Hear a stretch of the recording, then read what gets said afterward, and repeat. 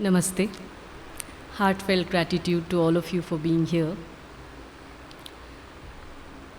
We will be looking at a prayer written by the mother on May 26, 1914 today, titled Outer Agitation and Inner Intervention.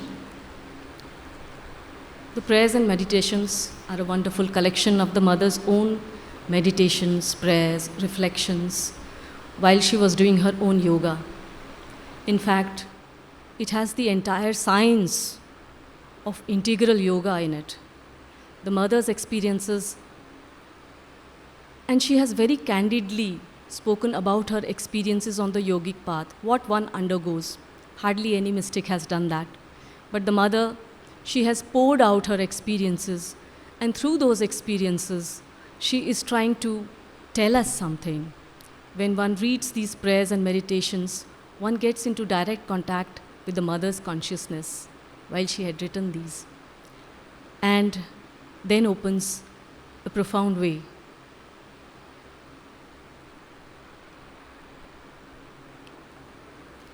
In this prayer, the mother is actually beautifully describing a phase of transition, a very important stage in yoga, where one is on the outer consciousness, which most of us are. Most of the time we are on this surface consciousness. But this surface consciousness is not all. Behind this, there is a stage, there is a state, there is a self which is calm, wide, peaceful, tranquil. And at this stage that the mother is describing, we are able to have a kind of a dual existence between these two states. We are able to identify the surface consciousness, the activities on the surface, and at the same time, we have the possibility of going into this internal state, this inner self, which is more like a sakshi, which is more like a witness. And in this prayer, the mother is also trying to tell that there is a reason for this surface agitation that we undergo day in, day out. There is a reason behind this turmoil. There is a reason behind this turbulence. It is not for nothing. So let us read this prayer.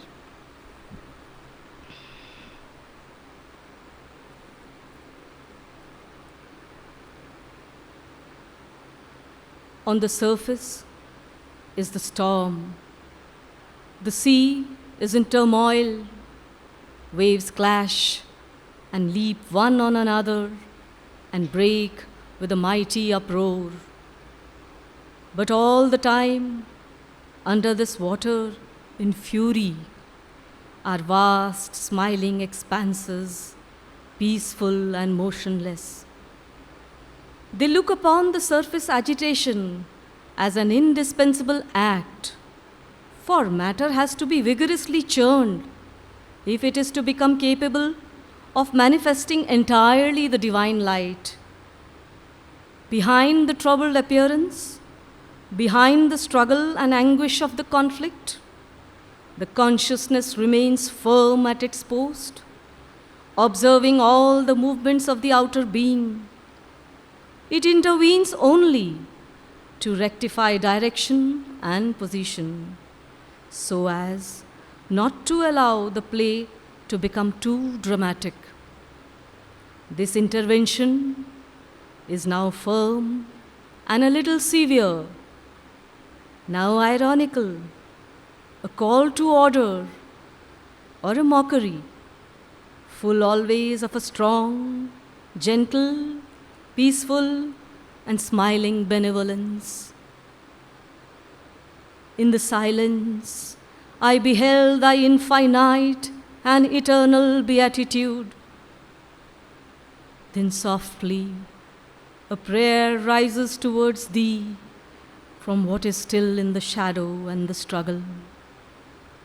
O sweet Master, O supreme giver of illumination and purity, grant that all substance and every activity may be no more anything other than a constant manifestation of thy divine love and thy sovereign serenity.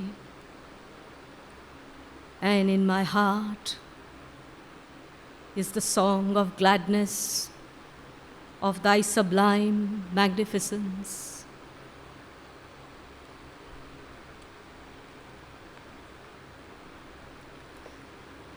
So normally, when we look at this prayer, Mother is describing these two states.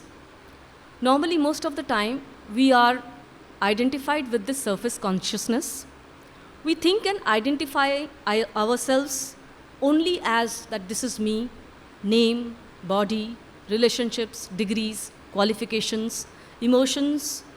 We are basically a bundle of habits, a bundle of inclinations, a bundle of tendencies, fixed way of doing things, mindsets, preferences, and that is all that we identify ourselves with on this surface. And this surface is so full of turmoil, turbulence. Every time, at every point of time, something or the other comes and disturbs. There are happy moments also. Whenever there is an impulse to anger, we get angry. Whenever there is an impulse to joy, we feel happy. Whenever there is an impulse for sorrow, we perceive that and we become depressed. So here is a stage on the outward surface which is completely driven by the outer nature. The soul is completely identified by the outer nature. And in fact, one can say that it is a slave of nature. So much of noise in the head, so much of unrest. Even when we close our eyes to get away from this noise, a different movie starts altogether, which the things that happen to us during the day, something that is troubling us, all plays like a video in front of our eyes, even with our eyes closed. We see them. So it is as if the outer life is like a bog, it's like a marshy land. It drags us in. The more, with our own effort, we try to come out of these turbulence and we say, okay, enough of it, can't take it anymore. The moment with our own effort, we try, we push, we pull, we do hard work to come out of this agitation. What happens? It's like a bog. The more you try to come out, the more inside you go. And the more you get trapped inside, unless there is an outward help which pulls you out of the bog. So many things. He said this thing to me. He did not say this thing to me. I was expecting him to say this to me. He did not say it. What a turmoil. He did not do this. I was expecting him to do this. He did not do this. An incident, accidents, a clash in the office with my colleagues, total disagreement, fights, quarrels.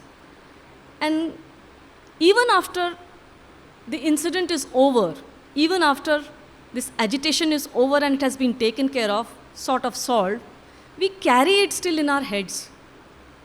Even much after it has happened, we still carry it. While we are going to sleep, it's still playing in our mind. Oh, today I was not able to say this. Okay, tomorrow I need to deal with this. I'll teach him a lesson. So all this goes on. So we still carry it, even if after the event is over. So many things from the past come up and they bother us time and again. A thing has happened and we are still after it. There is a story of the monks who were crossing a river. It is a much talked about story now.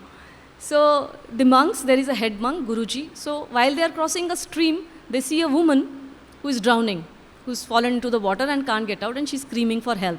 So the Guruji goes and picks up the woman and he puts her on the shore, and that's it. And then they go back, they move on with their journey.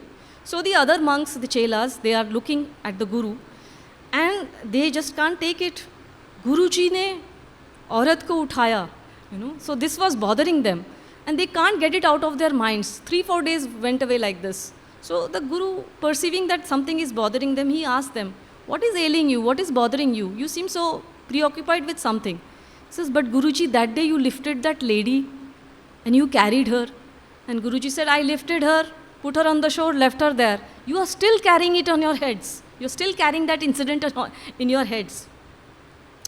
So this is the outer surface and everything happens like this.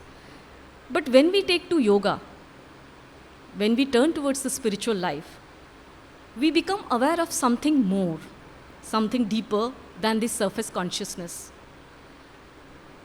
And certain questions, they keep on coming up in our mind.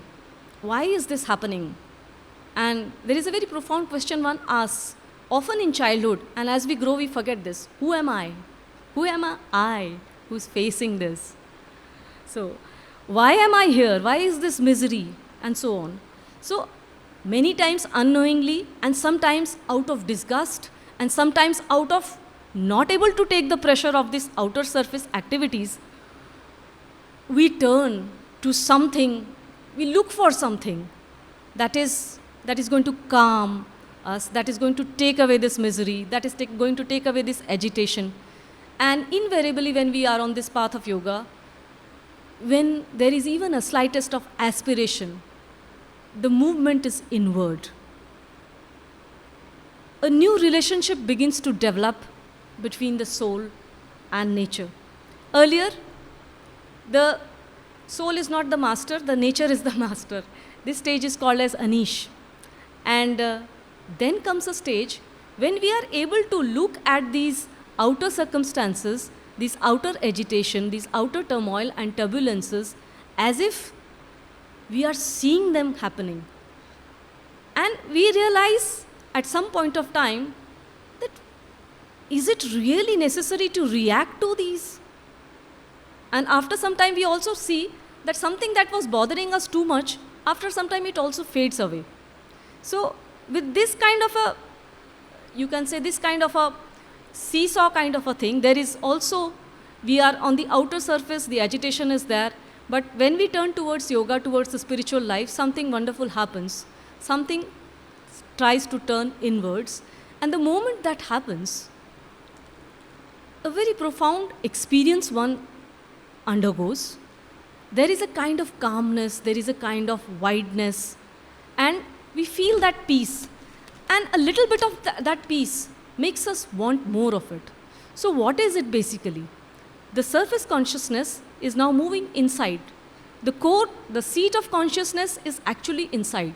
So this is actually an automatic movement. After some time it has to take place. For some it may take years, for some it may take just a moment. Sri Krishna did it in one moment. Sri Aurobindo did it in 3 days. Buddha did it in 6 intense years. For some it may take a long time, but this is a process. One does turn inwards and this inward movement does take place. For some it is faster. And the more the aspiration, the more we respond to the grace and the more we feel this calmness, and there is a kind of, we become aware of these two states very starkly now. We can now see the difference between the two states. So whenever we are driven by the surface nature, we have the possibility of taking a step back and enter into this inner self. And one way, as the mother has time and again said, a very beautiful way is stepping back. It is one of the easiest ways. You step back. Before you say something, you step back. Before you do something, you step back. Before you act, you step back. The moment we take this little step back, we are able to perceive the situation in a far better way, as if we are looking at the situation from the top. And then, Mother also says, depending on the aim, quality of the aim, depends the quality of our life. So if our aim is to go in search for the divine, if our aim is the yogic path, if it is spirituality, then that aim itself is going to make you want to step back. And the more intense the aspiration, the more this stepping back becomes easier. Of course, it takes a lot of practice. Initially, it is very difficult. We forget because we are constantly on the surface. So from the surface to move inwards all the time, it is not possible. But with practice, every time we take a step, every time we do it consciously, and we are conscious beings, the consciousness is there. And the moment the consciousness turns inwards, all these movements of stepping back, looking at outer circumstances, seeing what is behind them, why are they there, what is happening to me, why am I reacting like this, they become more and more, they start happening more and more, and this is a process and this proceeds. One way also as is, how does one do it? How does one actually go behind the surface? And one way that is propagated by the Upanishads, a very good way is neti neti, not this, not this. I am not this, I am not this, not this, not this. Yan mansana manute yenahur manomatang tadeva brahman tvam vidhi nedam yadidam upasate. So it says that which the mind cannot know, but that by which the mind is known. So something is behind that is making us see, that is making us perceive things. Something is happening, but what is it that is making us perceive that? But that by which the mind is known, know that to be the Brahman, and not this that men seek hereafter. It goes further. That which the eyes see not, but that by which the eyes can see. That which the ears hear not, but that by which the ears can hear. So the seat of consciousness is actually within. The movement has to be within. And it is anyway a natural process. When we take to yoga, it speeds up. So let us look at this prayer in parts now. Mother says, on the surface is the storm. The sea is in turmoil. Waves clash and leap on one another and break with a mighty uproar. But all the time, under this water and fury, are vast, smiling expanses, peaceful and motionless. So Mother is giving us, Mother is drawing a wonderful image, a beautiful image. You see, when the tsunami strikes, it is striking in one small part of the ocean. And on the surface, there are such huge waves, so much of turmoil. But if you go inside, the waters are calm, vast expanses of calm currents of water. So on the surface, it is very rough, but inside it is very calm. So Mother is making us aware through these words. She's drawing a picture for us. So there is a part in us which is deep down in us, which is calm, wonderful, peaceful, tranquil. And there is this outer turbulence, the agitation, which is only on the surface.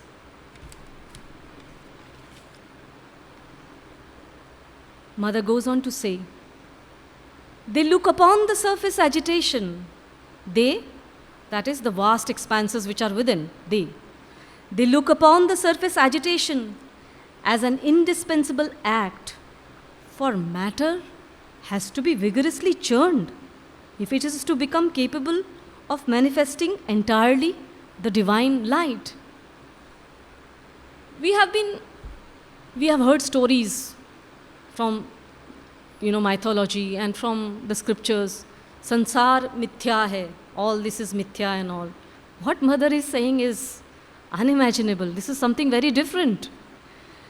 The smiling expanses. So there is this turmoil, this agitation. Is it meaningless? Does it hold some value? And the Mother is saying, yes, of course. Matter is stubborn. This aggregate that I call myself is a tiny projection in time and space. But for what? To act as an intermediary to divinize matter. And matter, the earth matter and the matter, wherever it is on earth, it is stubborn. It is a fortress of the hostile. It is the last to change. It is very, very stubborn. So if you tell matter very softly, matter please change, will it change? No. It has to be shaken up. It has to be jerked. It has to be shaken up to waken it up. So human body and earth matter are in an extremely tamasic state. So what happens? The asuras are needed. The asuras come first. What the asuras possess? They possess power, they possess strength, but they don't have love. But they know how to trample, to tear to shreds. These stories we have heard from the Vedic lords, Devasur Sangram, and first what happens वो ऋषियों के वो यज्ञ भूमि को वो पहले attack करते थे, राक्षस आते थे and they used to attack. So there is a deeper meaning to that. The Yajna Vedi, it's like 3 layers. It's constructed in that way, and the Agni is in the center. So 3 layers: mental, vital, physical. And this Agni, this spark, this aspiration to rise further. So what the Asuras do, they trample. But why are they trampling? Why is this massacre necessary? Why is this turmoil, this digging up, tilling, turning over, why is it necessary? Because matter is the last to change. But matter, it is mixed with the inconscient in a very, very tight way. But the inconscient has full consciousness. And by turning and twisting and turning and tilling, what happens? The parts which are in darkness, there is a cry. There is a cry which comes, save, save me. And that cry moves upwards. And whatever is inside, there are also good things in matter which are inside. It is not only the inconscient that is there. The inconscient is, of course, it is, you can say, camouflaging everything that is there in matter. But the moment we start turning over the matter, the good things, the possibilities that matter contains, they come to the fore. And that is why this matter, that is why there is a purpose for these agitations, there is a purpose for these turmoils. So the soul has to be tilled, it has to be churned, turned over. And this, why? To make the field ready for something to manifest, something very beautiful to manifest in this soil, in this mud of inconscience. Something beautiful has to take place. It has to manifest. So it is turned, twisted. And when it is turned and twisted, what happens to us? We did not know that there were such weaknesses hiding in us, that there was something so dark in us.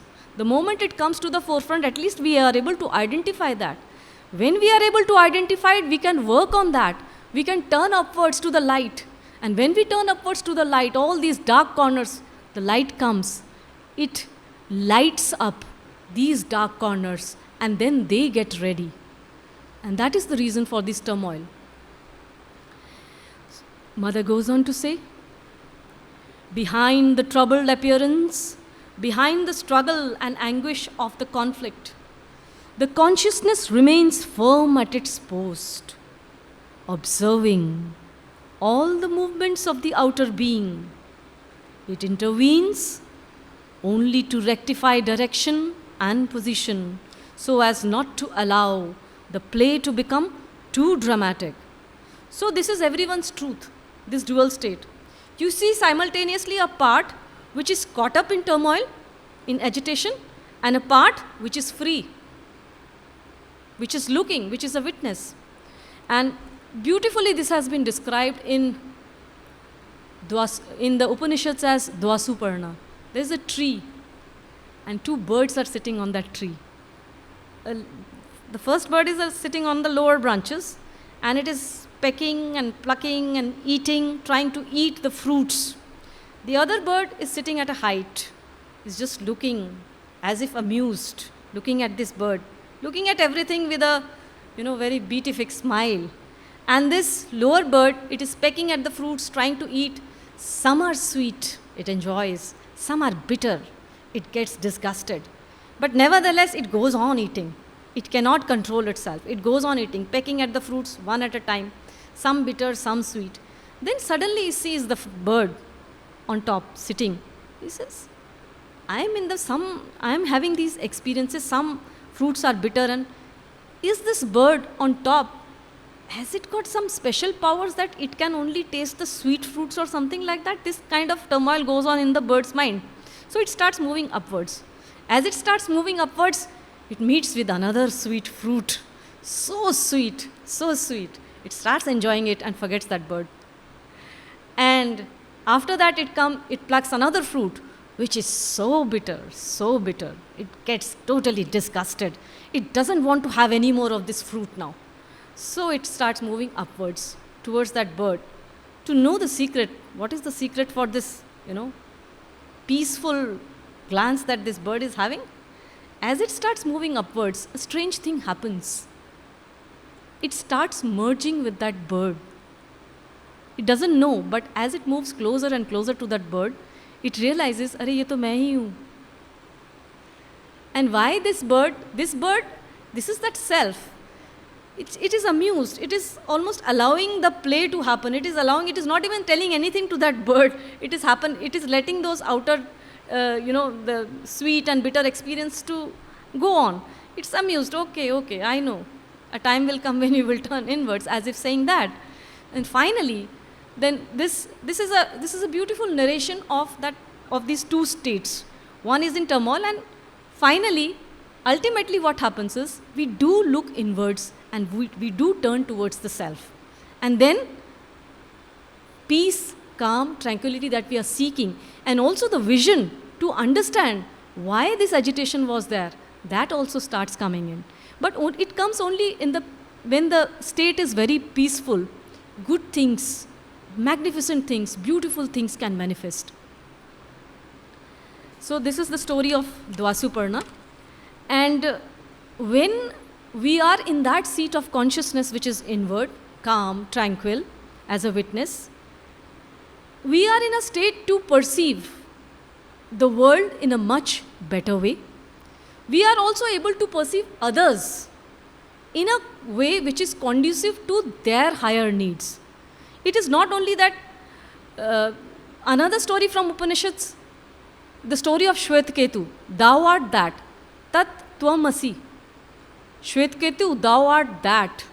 So when one realizes one is that, Shvetketu, the story goes, Uddalaka Rishi, his son is Shvetketu, bright lad. Now Uddalaka wants him to, gain knowledge and become an erudite scholar. So he sends him to a guru he knows can teach him far better than him.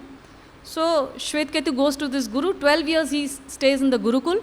After 12 years, he learns a lot of things. He has mastered a lot of things, comes back. And father is asking, so Shvetketu, what have you learned? Shvetketu narrates, I have learned this. But Uddalaka Rishi, he notices something. Vidya dadhati vinayam. When true knowledge comes, humility comes. He finds that Shvetketu is a little arrogant. This arrogance has not left him. So he calls him and he says, son, have you learned that something that will tell you everything about the unknowable? Whatever you know and whatever you don't even know. What is that by which you can know everything? Now Shvetketu is puzzled. He knows that father knows something which he has not learned. So he sits down and Uddalaka explains to him, thou art that. By various examples he tells him. Just like a clay, it takes different forms. It can take the form of a ladle, it can take the form of a pot. But there is nothing called as potness or ladleness or plateness. So everything is clay. Ornaments are made of gold, but the material is gold. So pots, ladle, everything, the material is clay. And he shows Shvetketu that thou art that. Now Uddalaka Rishi himself is a very enlightened soul. He is not teaching Shvetketu in a condemning manner. Shvetketu, thou art that? You don't know this also? He teaches him very patiently. And when Shvetketu learns, finally Shvetketu understands. And he is able to see, he is able to let go of that ego. So ego is also one of the barriers which does not let us meet with this inner self. And the more we turn on the path of yoga, and the more we turn to the divine, with an aspiration, with a prayer on our lips, everything that needs for us to go inside will come to us. That is the grace of the mother. Sri Aurobindo has said, turn to the mother. Never hide anything from the mother. Tell her everything. Don't do anything that you think is not, that the mother is not going to approve of. So when one turns to the mother, Sri Aurobindo, to the divine, all that is needed comes. Even that aspiration, we think we are doing the sadhana. No, it is the divine who is doing the sadhana. It is the divine in every being. So the understanding of the self in oneself makes us also aware of the self in others. And then we are able to look at others in a much more pleasant way, and relationships would become so much better. These conflicts would take care of themselves the moment we enter into that. And so when we realize our own truth, it invariably leads us to understand the truth in others. And we start taking or we start acting from a state which is conducive to the deeper state of others, not only to ours, but also to others. An example one could say is that Devasur Sangram, after the Devasur Sangram, Mahakali is on a rampage. She was fighting, against the Asuras, and she gets into a frenzy and she's not able to come out of this frenzy. So there is a turmoil, there is a huge agitation in her. And the Devas are all very scared. Nobody wants to go in front of her. So what Shiva does, he knows. He's seeing that Mahakali, her heart is that of a mother. Her heart is that of Gauri for her children. So what he does, he takes the form of a Shishu.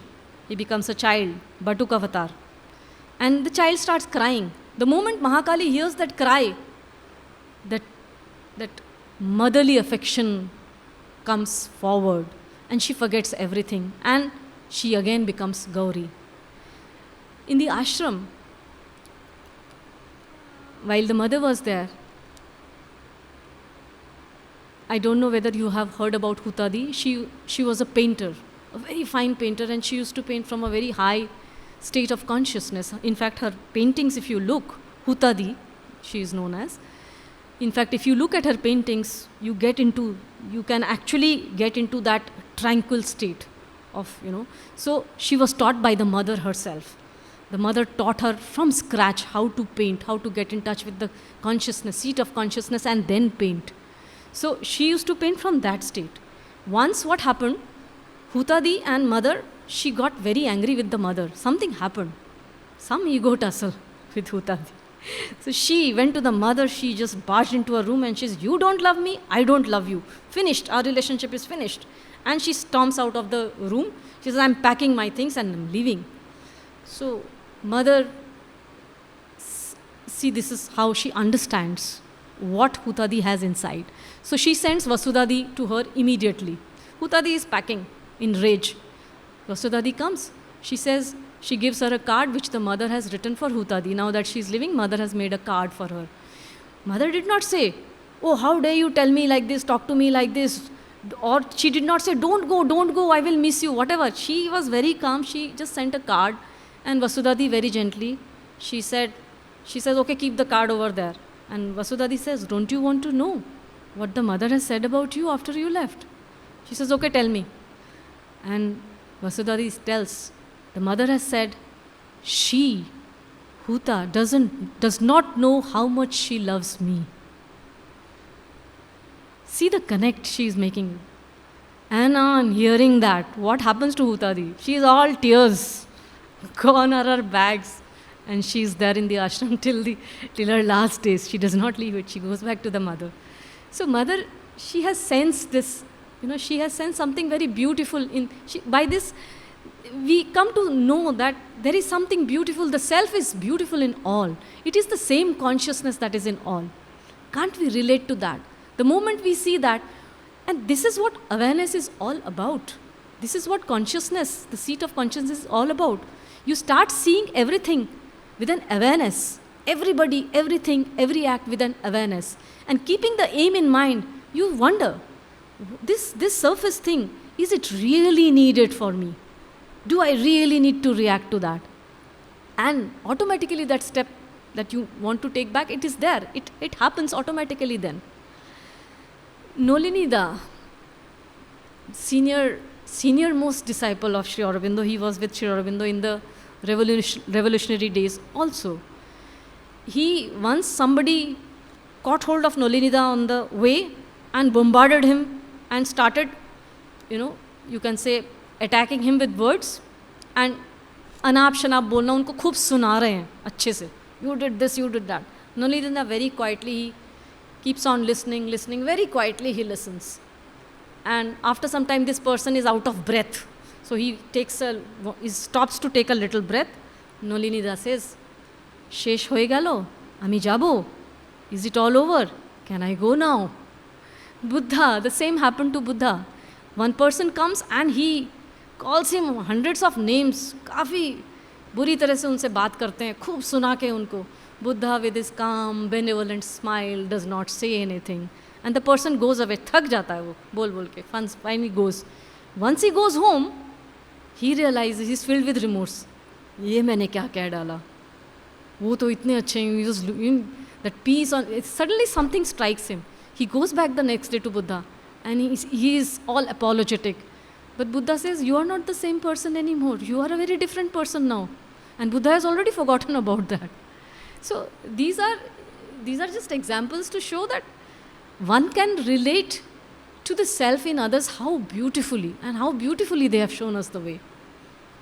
So it intervenes. This inner self, though it is a witness self, it is an awareness, it intervenes from time to time. And this is how it intervenes. By understanding and getting into contact with the higher self of another person or another act that is happening. And that is how it changes. That is how it intervenes. It does not intervene in a very condemning way. Oh, how bad you are. I knew you would do this. So finally you have come to your senses. It doesn't say that. It never condemns. This self, this awareness, it never condemns. It looks at everything benevolently. At times, it may look at oneself. Oh, this is still in me. It needs to go away. So there is a kind of, you can say, ironical mockery. Oh, it's still there in me. I need to. At times, firm. Yes, it can be firm. It feels the prick of anger, says no to it. I will not react. A firm no comes. That is an intervention. But it is not condemning. They are not condemning any act or any person or any self or anything that is happening. They are seeing it as a phenomena which is happening that needs to sort itself out. And this is how beautifully the self can sort itself out. Things not only within oneself, but also सामने वाले के अंदर भी. It affects the other person. So the soul intervention, this inner calm, vastness that we are talking of, it also intervenes. But the intervention is, it has benevolence, it is gentle, it is soothing, and it is transforming. It transforms. Mother goes on to say, this intervention is now firm and a little severe, now ironical, a call to order, or a mockery, full always of a strong, gentle, peaceful, and smiling benevolence. In the silence, I beheld thy infinite and eternal beatitude. So when one is silent within oneself, one sees also that state, this beatific state, this benevolent state. One can perceive it only in silence. If there is agitation, will we be able to see all this? Will we be able to also connect with this higher self? Then softly a prayer rises towards thee. Look at the words Mother is using. Softly. Softly a prayer rises towards thee from what is still in the shadow and the struggle. Yes, it is not an instant remedy to the turmoils and agitations. They take time. They are still there. But there is a prayer. On one side is the benevolent side, the silent, calm, beautiful side. And that is helping this shadowy part. There is a prayer which is emerging from there. It rises. Whether the prayer is becoming an aspiration or the aspiration is taking the form of a prayer. O sweet Master, O Supreme Giver of illumination and purity, grant that all substance and every activity may be no more anything other than a constant manifestation of thy divine love and thy sovereign serenity. So the Mother is now teaching us, showing us the way. A prayer rises from the struggling part. And when a prayer rises, the aspiration becomes more and more intense. The Master is full of illumination. One sees the Master. And Master is always beautiful, always illumined, always sweet. O sweet Master, O Supreme Giver of illumination and purity. Why purity? Purity is the best form of sincerity. Anything that takes us away from the divine is insincerity, it's impure. So she's asking for that purity. She's asking for that knowledge, for that light to come and illumine all the dark parts which are in turmoil. Grant that all substance, not only about the body, all substance, mental, vital, physical, psychic, all substance, every activity. How wide is the prayer? Every activity for everybody. Such a universal prayer and with such intensity addressed to the Master.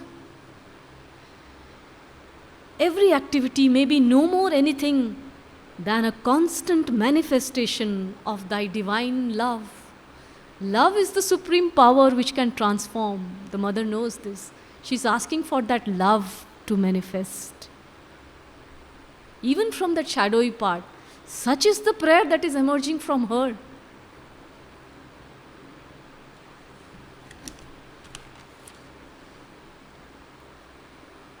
She goes on to say, and in my heart is the song of gladness of thy sublime magnificence. Sublime, that changes, that has the power to change instantly. From one stage, skipping many stages, it can take you upwards to that higher state. In my heart is the song of gladness. So heart is the place, the temple of the Lord. In my heart, ऐसा लगता है as if she's singing an arati to the Lord for just being there, for listening to her. And in my heart is the song of gladness of thy sublime magnificence.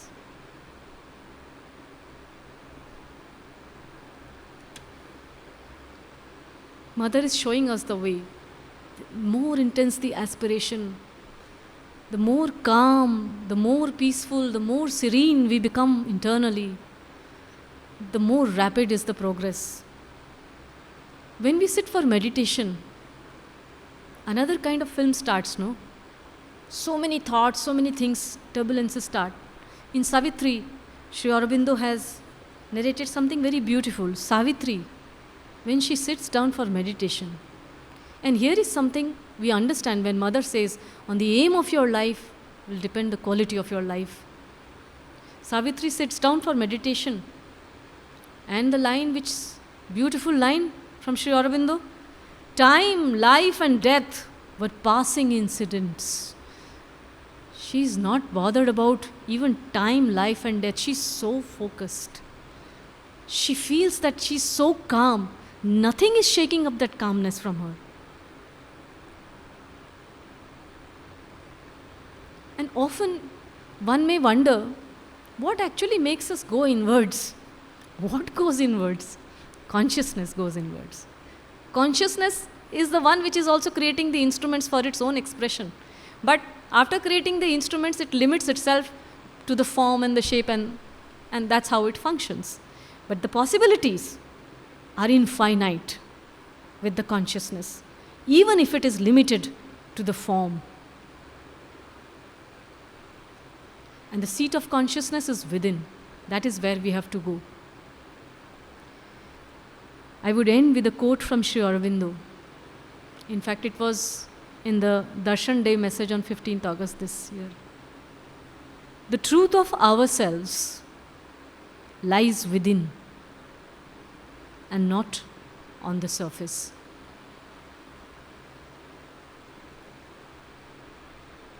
You can read the prayer again.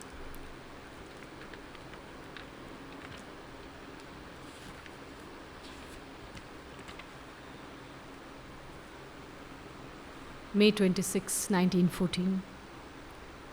On the surface is the storm, the sea is in turmoil, waves clash and leap one on another and break with a mighty uproar.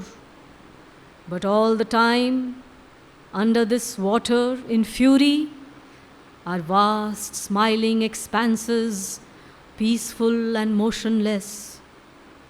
They look upon the surface agitation as an indispensable act For matter has to be vigorously churned if it is to become capable of manifesting entirely the divine light. Behind the troubled appearance, behind the struggle and the anguish of the conflict, the consciousness remains firm at its post, observing all movements of the outer being. It intervenes only to rectify direction and position so as not to allow the play to become too dramatic. This intervention is now firm and a little severe, now ironical, a call to order or a mockery, full always of a strong, gentle, peaceful, and smiling benevolence. In the silence, I beheld thy infinite and eternal beatitude. Then softly, a prayer rises towards thee from what is still in the shadow and the struggle. O sweet Master, O supreme giver of illumination and purity, grant that all substance and every activity may be no more anything other than a constant manifestation of thy divine love and thy sovereign serenity. And in my heart is the song of gladness of thy sublime magnificence.